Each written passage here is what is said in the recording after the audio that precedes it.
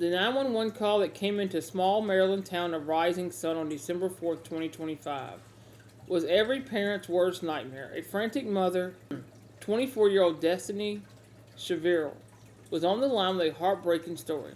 She said her 5-week-old daughter, Kayla, had tragically died after getting wedged in a couch cushion. It sounded like a horrific, unthinkable accident, but the truth wasn't in her tearful story. It was waiting for investigators, time-stamped and recorded, in a series of chilling Snapchats she had sent just hours before her daughter was pronounced dead. The call came in just after 9 a.m. Paramedics and Maryland State Police were dispatched to a townhouse on Lidl Circle. When they arrived, Destiny Cheveril met them and pointed them towards an unimaginable scene. Her 5-week-old baby girl, Kayla, was lifeless. Paramedics noted that slight rigor mortis had already set in and pronounced her dead right there at 9:17 a.m. Though what looked like uncontrollable sobs, Destiny told them what happened. She explained she'd been exhausted and had fallen asleep on the couch with her newborn.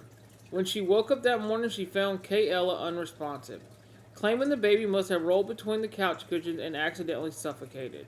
On the surface, it was a devastating story, and while co-sleeping accidents are rare, they do happen. Her explanation seemed plausible. To the first responders, it looked like a terrible accident.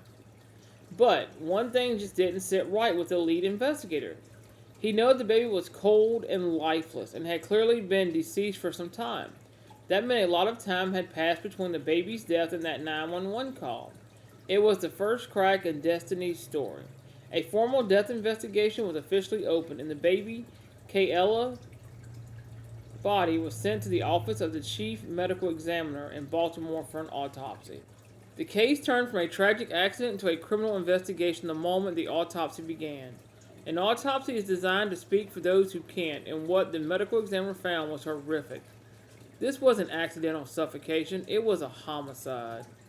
The infant hadn't suffocated in a couch cushion. She had died from blunt force trauma. The examination revealed a catastrophic head injury and brain bleed. The doctors were clear the injuries were the result of a significant amount of force. They explicitly stated that a simple fall from the couch or getting wedged between cushions could not have caused this. The baby had been subject to a sudden and violent act. This single medical fact changed everything. Police were no longer dealing with a grieving mother. They were investigating a murder. Now, court documents noted there were other adults in the townhouse that night, including one woman asleep upstairs. However, Destiny was the baby's primary caregiver, and the focus of the investigation sharpened right on her.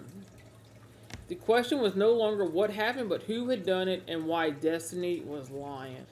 Knowing now that baby Kayla's death was a violent homicide, detectives brought Destiny back in for another interview. When they confronted her with the autopsy results, she reportedly acted shocked. "I don't understand," she allegedly told them. "I swear I never did anything to her. I would never do that." But as investigators kept pushing, her story started to crumble, replaced by a string of bizarre excuses. First, she suggested maybe she kicked the baby in her sleep. When that didn't work, she offered another theory. She claimed she sometimes sleepwalks, especially when she drinks, and maybe she'd harmed the baby then without remembering it. And then she tried to shift the blame, suggesting her older child, a toddler, might have been too rough with the baby. But investigators quickly shut that down. The toddler wasn't even there that night. He was with his father. None of her stories could explain the significant amount of force the autopsy had found. Her web of lies was falling apart in real time. Finally, her desperation seemed to give away. She looked at the investigators and asked a chilling question. "Nothing I say is going to fix this, is it? Like, no matter what, I'm going to be blamed for her death, ain't I?" It sounded less like a plea of innocence and more like she knew the truth was closing in. Investigators knew she was lying, but they still needed to know what really happened that night. The answer was on her phone, and it would expose everything in her own words. If you want to see how this case unfolds, make sure you hit that subscribe button so you don't miss my future deep dive. On December 9th, investigators got a search warrant for Destiny's phone. What they found was more horrifying than they could imagine. It wasn't just a clue, it was a digital diary of what really happened. They recovered 10 Snapchat videos, all timestamped during the exact window when Kate Ellis' final injuries occurred. In the clips, Destiny is obviously drunk. Her speech is slurred and she's focused on her phone and not her child. All the while you can hear it in the background, the desperate non-stop crying of her newborn baby.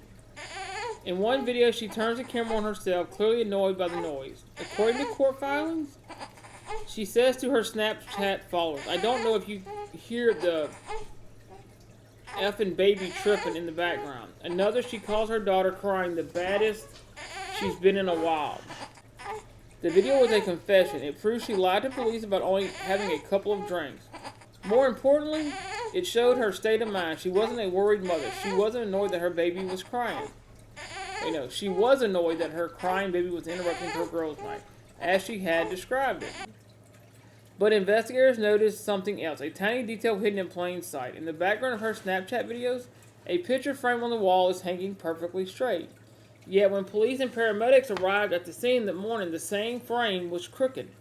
It was a small clue, but it was huge. It suggested that after she recorded the last video, something violent happened in the room. An impact forceful enough to knock a picture on the wall askew. All the pieces were finally in place. The autopsy proved a violent death. The Snapchats proved Destiny was drunk, annoyed, and lying. Her changing stories proved she was hiding something, and that crooked picture frame hinted at the moment the violence occurred. On December 10th of 2025, just 6 days after her 911 call, Maryland State Police arrested Destiny. She was charged with first-degree murder, second-degree murder, and first-degree child abuse resulting in death. Charges that could put her in prison for life. As the investigation went on, any images of Destiny as a struggling mother fell apart. Witnesses told police they were deeply concerned, saying she didn't seem to be caring for the baby and described her as homeless. The trust a child has in a parent is absolute, and in this case it was betrayed in the most violent way possible. A week later, on December 17th, a Seal County grand jury indicted Destiny for the murder of her daughter. At a virtual bail hearing 2 days later, the prosecutor argued she should be held without bail, pointing to the sudden and violent injuries Kate Ella had suffered. Her public defender asked for her house arrest, but the judge wasn't having it and sided with the prosecution. As of early 2026, Destiny remains held without bond at the Cecil County Detention Center while the case proceeds.